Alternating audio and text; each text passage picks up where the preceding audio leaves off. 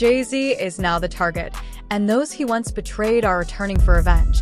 According to Gene Deal, Jay-Z is the next name on the hit list, and even Beyonce is preparing to walk away. T.O. make matters worse. Diddy has also cut ties with Jay after he refused to stand by him during the trial. Did Diddy always say negative things about Jay around you? The time he was trying to get Ja Rule to go at Jay, yeah, he was. They worked it out. Was there a reason behind it? I couldn't tell you the reason behind it. It's probably because Big had died. I don't know what it was, man. I don't know why he wanted Ja Rule to go at Jay. I guess if he kept them beefing or kept them into some bullshit, he could rise up in between both of them. You know what I mean? It definitely was some snake shit. Jay-Z has never been a stranger to violence. The only difference this time is that he's the one being targeted. Jaguar Wright and Gene Deal have been warning about this for years, claiming that both Jay-Z and Diddy are dangerous and violent individuals. Now, it seems like karma is finally catching up.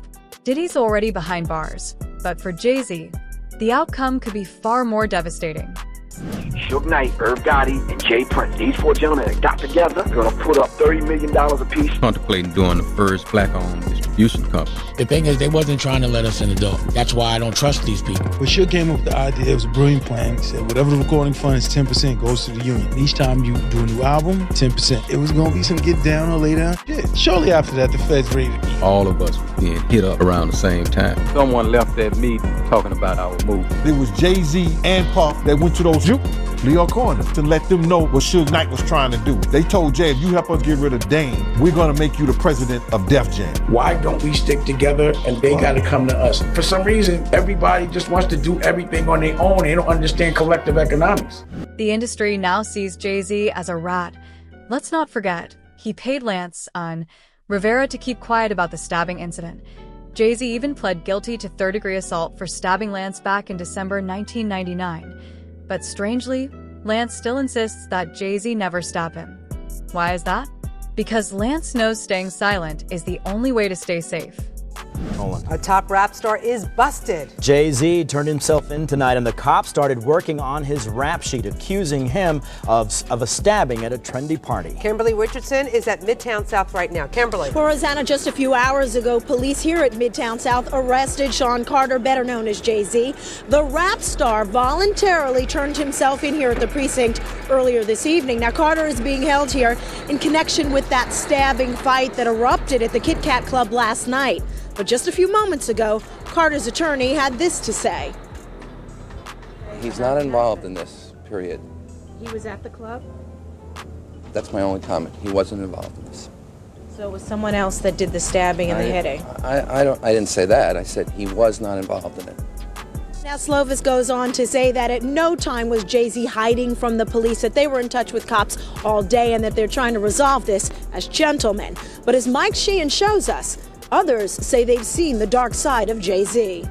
I have my faults. You know, I'm not a perfect person. Jay-Z shows no remorse or guilt for what he did. In fact, he's been out giving interviews, claiming that stabbing Lance was the best thing that ever happened to me. How heartless do you have to be to say that hurting someone was your greatest moment? Meanwhile, Jay-Z continues to pressure Lance into staying silent. Everyone who was at the Kit Kat Club that day knows what really happened. The only person denying it is Lance himself. You had an incident with Rivera, you know, where you pled guilty to charges of, I don't remember exactly the charges, assault with a deadly weapon. They would have never let me be out here with you if that was the case. You stabbed him, okay? All right. Do you feel like that was a mistake in hindsight? I believe that was the greatest thing ever. It's gonna sound crazy, but I believe that helped me. You know what I'm saying? Because that put the brakes on everything. That let me know that no matter how successful you are and how much you're on your road, it can all stop. You know what I'm saying? At the end of the day, you still a kid from Marcy Projects, and you know, not everybody, they waiting for you to mess up. You know what I'm saying? Like it's just, go ahead. You know what I'm saying? We let you just go ahead and self-destruct yourself. You know what I'm saying? But that right there was a moment I was like, okay, you know, and I'm glad they didn't have to take for me to be in jail for like 7 years to be like, damn. You know what I'm saying? That moment was like, okay, all that stops. You know what I mean? Yeah. I'm not going to parties with 30 people, and I'm not, you know what I'm saying? Yeah. Like, I'm not gonna put myself in that position. When you look at Dame still kind of living that life, you know, you could find Dame at the club, you know. Yeah, but he's with 30 models. It's a little different. I was with the hood. Yeah. Okay. That's a good point. He's hanging at a different kind of club now. Right. First, it was Diddy, and now it's J-Seed. IT seems like someone is coming after all the villains in Hollywood, and it's only a matter of time before Jay faces his own downfall. Ice Cube even said he believes Diddy was targeted and that his entire downfall was orchestrated. One moment.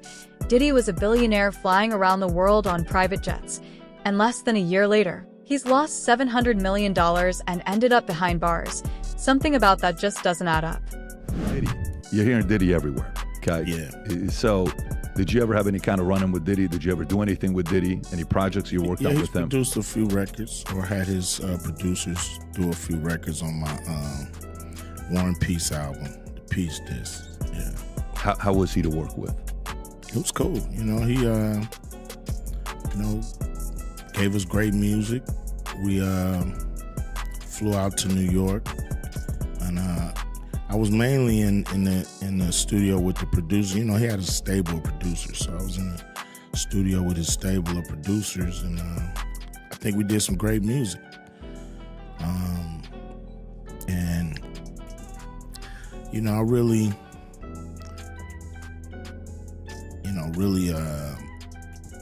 kind of lost contact with him and really stopped, dealing with Puffy around 94. Yeah. Any specific reason? Yeah, I mean, they was doing their thing, I was doing mine. And, I'm not the partying type. You know what I mean? I ain't never been to a Diddy party. I ain't never really wanted to go. But I don't go to a lot of people parties. That just ain't what I'm in it for. Jay-Z might act tough, but deep down, he doesn't have what it takes to really fight back. Back in 1996, during the height of the East Coast versus West Coast rivalry, Jay-Z reportedly locked himself in his hotel room in Las Vegas. Terrified of a possible confrontation with Tupac, Gene Deal revealed that Suge Knight, the head of Death Row Records, had to step in and defuse the tension, convincing Tupac to let Jay-Z be, so he could safely perform on stage. What's the story behind Jay-Z being afraid to come out his hotel room because of Pac?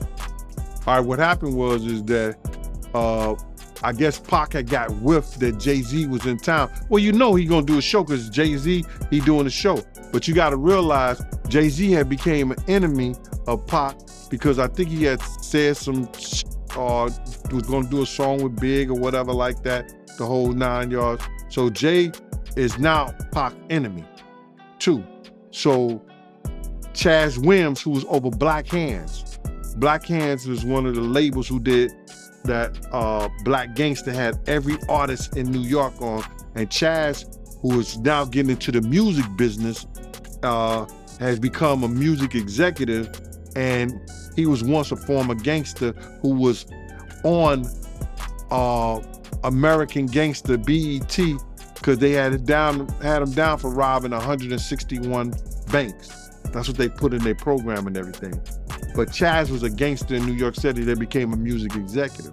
So he gets a phone call saying that Jay is not gonna come out the room because Tupac threatened him. So he's not gonna do his show. Can he make some phone calls, you understand, to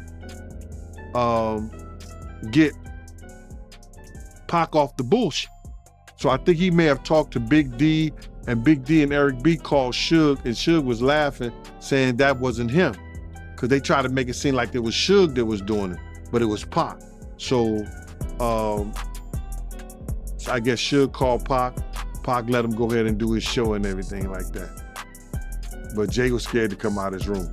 So that story was really true about Jay-Z being afraid to come out his hotel room. Yeah, come on, man. Yeah, he was scared. Probably still is scared. Even Gene wanted to knock Jay's head off. If Jay-Z was truly as dangerous as people claim, would Gene really be bold enough to say that? Jay-Z, and one time I wanted to knock his head off, you know, because he was being disrespectful. We was in Cancun and he had a personal assistant from my block named Laura. And he had brought like 6 people to the club with him and he was only supposed to get 3 people in. I was running the door at Daddy-O's from Industry Entertainment. They just told me Jay-Z only get 3 people in. So I'm at the door, I said, yo, Jay, you good, and 3 of your other guys, but the other 3 gotta pay. So then he said, Laura, handle him. And at that time, the type of dude I was, you couldn't tell no woman to handle me when I'm talking to you as a man. I said, who you talking to like that? You telling her to handle me? And then me and him, you know, he didn't say nothing, he just turned to the side. And if he'd have turned back around, he'd have got his head knocked off. But Laura told me, yo, Gene, please, Gene, you gonna make me lose my job. You know what I'm saying? And because, one, she was beautiful, 2, she from a block, I wasn't gonna do that to her. So I gathered myself, stepped away from the situation, you know what I'm saying? But he was being disrespectful. Diddy and Jay were involved in the same crimes, and there are eyewitnesses who can confirm it. Everyone on the streets knew Diddy and Jay were working together. Gene even claimed he personally knew minors who were connected to Jay. Yet, Jay was never arrested. The industry stayed quiet and shielded him. But just like Diddy, those secrets are finally being exposed, and it's only a matter of time before Jay's empire comes crashing down too. I want to say this to protect myself, that there's stories of Jay talking to underage girls. It was a girl from my block that was 16, 17 years old that Jay was talking to. If she was 17. So there's plenty of stories out there that they might flood the market of Jay talking to underage girls. I heard this kid that is claiming to be his son. His mother was 15 when she conceived him and had him at 16. And Jay refused to do a blood test or anything like that. From your point of view, because I know you heard the statement that, you know, Jay lawyer came out with about how he wasn't really friends with Diddy. From your point of view, was they really friends or no? How close was Diddy and Jay-Z?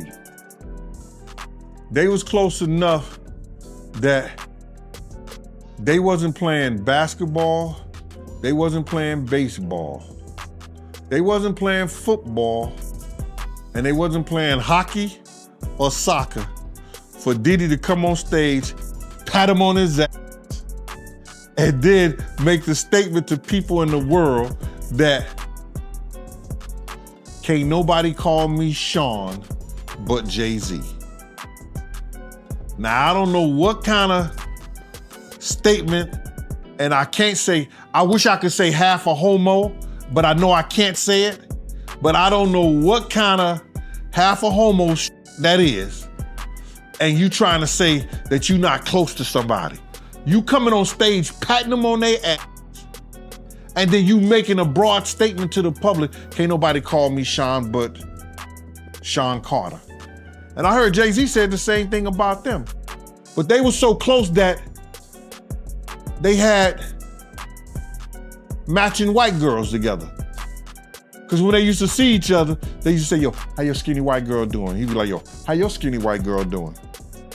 So, I guess that's a certain type of closeness.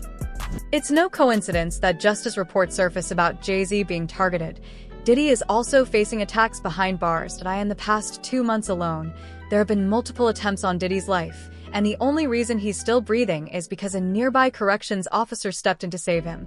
Someone is clearly coming for Diddy, and now, that same force is setting its sights on Jay-Z.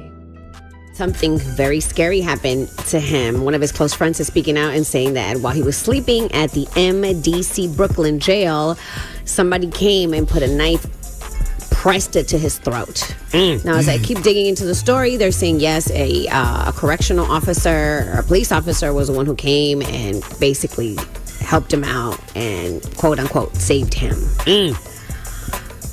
Yes. And so, obviously Diddy's lawyers are trying to use this as a way to just get him even moved to a different location. But right now, everything is kind of staying as is. Yeah, his safety being an issue when he's supposed to be, I think in some sort of protected environment. Remember MDC, isn't that where the Epstein situation happened? Yeah. Is he safe though? And you say something about him getting stabbed? I was going to say, Diddy's team is saying no, he's not going to be safe, because in court we found out that there was an attempt on Diddy's life, that there was a man that attempted to shank him, but they stopped it, the correctional officers.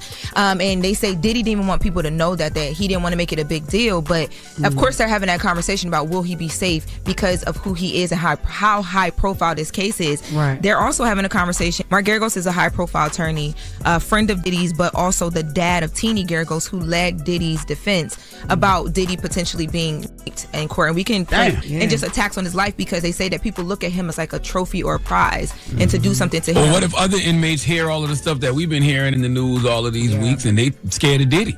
That's not how they presented it. I don't. That's crazy to say Diddy's a trophy. Like, he's looked at as a trophy in jail is crazy. Call it karma. But Diddy is now living in fear of being sexually assaulted in prison for the first time in his life. He's facing the same kind of violence he once inflicted on others. Are you concerned that Sean Diddy Combs could be sexually assaulted, violently assaulted? Is that a thing? Because based on what was said in court, it feels like a thing. Yeah, it clearly is a thing. I mean, they're already, and he did not want to make a big deal of it. They already tried to shank him once at the MDC, and that was thwarted. And it happens in prison. I mean, you and I could tick off how many times we are aware of somebody getting seriously injured or killed in prison. And so they're going to have to keep him somewhere that they can keep an eye on him. It would have obviously been better if he had gotten less time and had been at a camp. But he's going to be in a facility where somebody's going to have to, from the BOP, and I think they're well equipped to do it if they can, to keep an eye on him, because he is a target. So let's say he is sent to a minimum security prison. Is he out of the woods when it comes to that kind of assault? If you're going, you and I talked about Ghislaine Maxwell, who went from the one place in Florida, which was a higher level, not a camp, and she was transferred after she did the interview with the couple-day interview. She was transferred to what they call a camp in Texas, which I'm familiar with. I've had other clients in. Gene has confirmed that the attack really did happen. Charlotte Finney, one of Diddy's closest friends, was the first to report IT. An inmate armed with a shiv snuck into Diddy's cell and tried to attack him in the middle of the night. This was the second attempt on Diddy's life. And remember, this isn't even the worst problem he's had to face. The lawyers, when they were speaking on Diddy being in prison and the circumstances him being in prison, I didn't never hear about this, and nobody ever said anything about this. And I want to know if it's in the prison records. They said one of the guards stopped a dude from shanking Diddy. Now, I'm like, if he was doing all this positive shit in jail, and they was talking about he was all the inmates loved him and they was employing him and doing standing ovation, I wonder what inmate was trying to shank him. Was that one of the Tupac? Was that one of the Tupac fans, or that was one of Biggie fans? Because they said that the guard, they said that in court. One of the lawyers, one of the guards stopped one of the individuals that was trying to shank him, bro. And that was crazy. Nobody, I never, that didn't leak. Everything leaks from prison, but that didn't leak. Nobody wrote home and said, yo, dudes is in here trying to stab Diddy up. But the lawyers mentioned that today. I want to see if they're going to investigate that right there. You know what I'm saying? And base that, or he probably used that, base that on trying to help Diddy getting into one of those camps or one of those programs that, you know, he ain't got to worry about nothing. And let's not forget, Jay doesn't have the same level of protection that Diddy once had. Diddy was reportedly working with the government as an informant, while Jay's safety relied solely on the backing of powerful industry elites. But if those elites have turned their backs on him, it means Jay is completely on his own now, with no one left to protect him. How does it go on for so long? You know, when we were on the street, we didn't get a day's rest. I mean, the government was all over us. The FBI is all over us. They got investigations on us. They got informants. They got surveillance equipment. He was not cutting you off, but he was an informant for years. Was he really?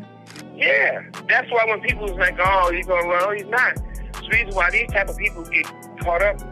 They always been telling they bigger than the law because they part of the law, you know? And as you know, all these people get tired of their rats. The kind of crimes Diddy and Jay were mixed up in can easily get you killed. Michael Franzese, a former capo in the Colombo crime family who spent years in prison, said that if someone like Diddy had been in the mafia, they would have taken him out the moment they discovered what he'd been doing. Even organized crime families don't tolerate the kind of things Diddy was accused of doing to women, and Jay-Z's situation isn't any different.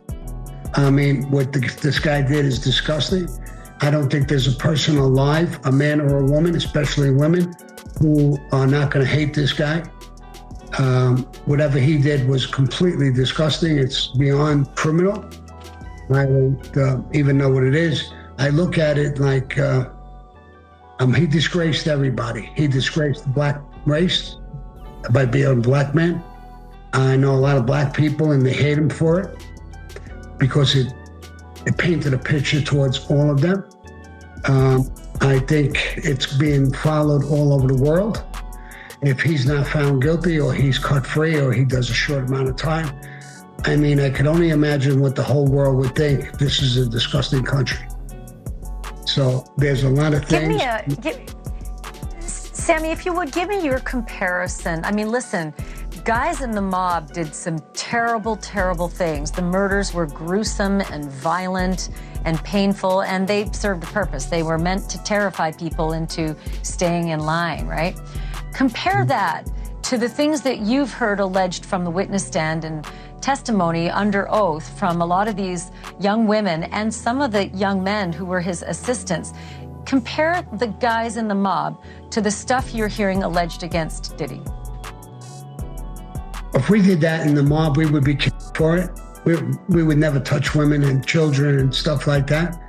So that's against our rules, our principles. We would never get away with something like that. There was a guy, Roy DeMeo and Gas Pipe, who became serial killers for no reason, and they were killed. So, I mean, if he was in the mafia, and we knew what he was doing, he would have been, there would be no trial. Jay-Z has pushed away everyone who could have stood by him, and now he's completely on his own.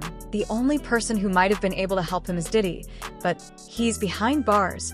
What's even more shocking is that Diddy wouldn't lift a finger for Jay now. Jay abandoned his so-called best friend the moment things went south. So why would Diddy ever help him after that? Like I said, Biggie died, Tupac died, and then there was the fight between who was the top rapper now, Nas and Jay-Z, and then the next thing you know, Nas has a nervous breakdown and he's taken out of the game, and it's all Jay-Z. It's all Jay-Z. It's all Jay-Z. And he was working with R. Kelly, and they were making so many records together. You know, they made all of those records together. They both, Aaliyah, they shared so much in common. You know? And then there was a falling out.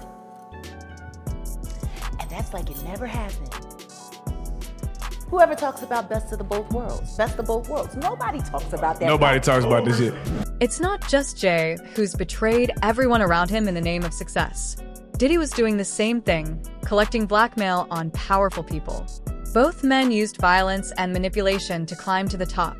Gene revealed that Diddy would invite industry elites to his parties and secretly record them, later using that footage as leverage. Diddy and Jay, they're two peas in the same pod. It's all about the money. They saw what he did to Cassie. with the kicking, the punching. They saw what they did to Cassie. They know that nobody in America like that. So now, these people are represented by a brand. Whether it's something about the music, clothing, movies. They not gonna come out and speak on nothing that has anything to do with them. And they praying that they not on the tape doing crazy stuff, being oiled up in the whole 9 yards. They praying. So until the feds say, hey, yo, listen here. We got you on, hey buddy, we got you on this tape, and girl looked like she was pretty young. We're not gonna show it, but we need you to come and testify against Brother Love, P. Diddy, Puff Daddy, you know, Sean Combs. That's when they're gonna start talking. And they're not gonna be talking in his favor. When the feds come to them and show them what they got on tape. Diddy is now fighting for his life behind bars. Beyonce is reportedly preparing to walk away, and the same streets that once had Jay-Z's back are now watching his downfall. If Gene Deal is right, Jay might not have much time left.